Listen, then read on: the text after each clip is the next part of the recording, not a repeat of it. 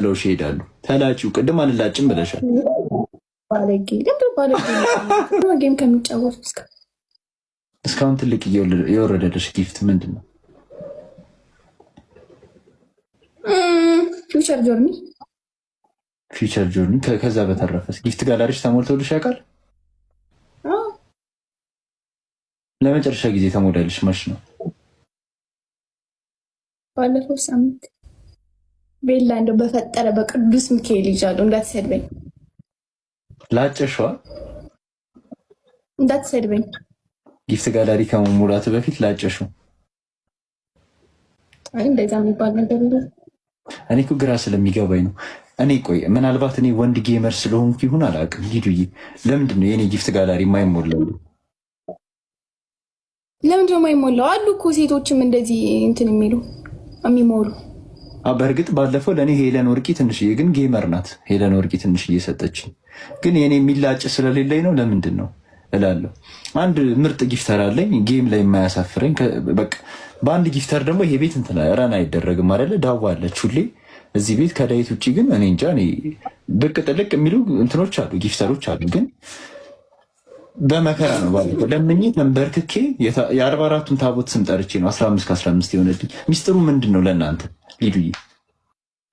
በቃ ጌም ተጫወታ። እኔ አሁን ግድያ ጌም ነው የምጫወተው። ቤላ መላጬት ምናምን የምትለው ነገር የለም። እኔ ጋር በቃ ጀስት ጌም ስትቀጣ ስንደባለል ምናምን ወይ ደግሞ በበርበር እንደሱ ደረደሽ ነው መገቢ አትላጭውም። እንደ ፀጉርሽ ደረደሽ ነው መገቢ።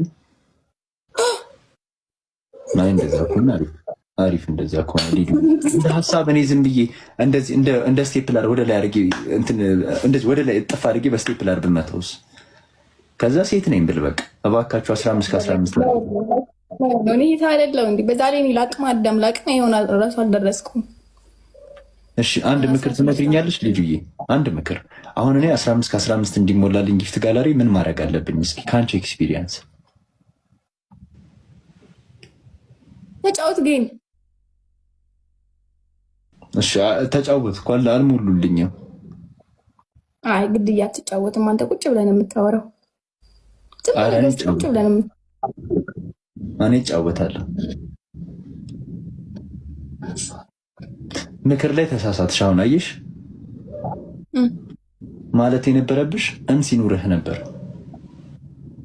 ለውሽ ይሄዳሉ። ተላጪው ቅድም አልላጭም ብለሻል። ሁላችሁም እግዚአብሔርን 3300 ሰው አለ። እኔ አልሰደብኳትም፣ በእውነት አልሰደብኳትም። አክብሬን ያወራኋት ግን ግራ ስለሚገባኝ ነው። እነዚህ ጊፍተሮች ምን እያዩ ነው የሚሰጧቸው? አሁን ለምሳሌ እንደነ ጃኒ አይነት ሰው ድራማ ምናምን ይፈጥራሉ ላይቭ ላይ፣ ወይም ደግሞ የሆነ አለ አይደል ኮንተንት አላቸው፣ ፌመስ ናቸው፣ ሰው ሰፖርት ያደርጋቸዋል፣ ሴትም ወንድም።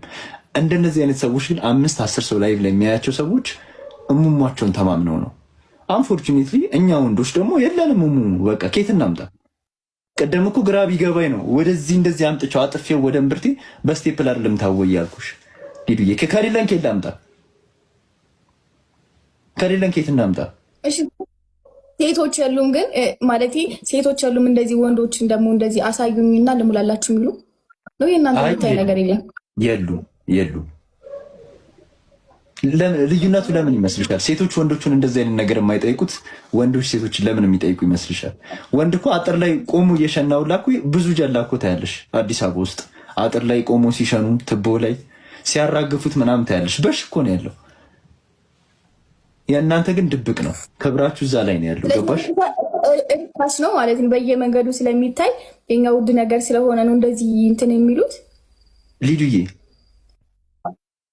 ሊዱ 19 ቦዲ ካውንትሽ ነው 19 በሶስት አብዙት። ሲጀመር ፀጉሯቸው አጫጭር የሆኑ ሴቶች ሻ ናቸው። እኔ ብዙ ጊዜ እናገራለሁ። በእውነት እንካ በገብርኤል ናቸው። እንካ በገብርኤል ማርያም ሄለንም ሰውን የሚያስንቁ ሸሌዎች ናቸው። ርካሽ አትበያ። ወንዶችን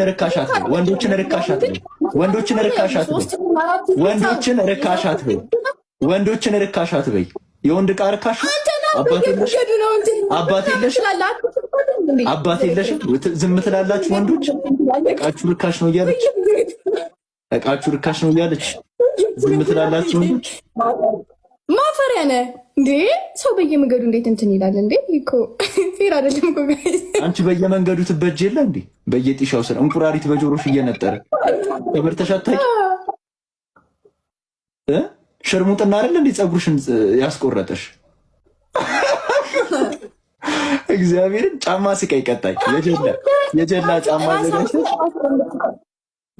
ጫማ አዘጋጅተሽ እዛ ግንብሽ ላይ ስቀይ። ሽርሙጥና እኮ ነው ፀጉሯን ያስቆረጣት። ሰው ሀዘን ያስቆርጧል አይደል? እቺ በቃ 10 ጊዜ ጀላ ስጣባ ፀጉሯን እንደዚህ መጠቅለል ሰለቻት። ለምን አልቆርጠውም ማለት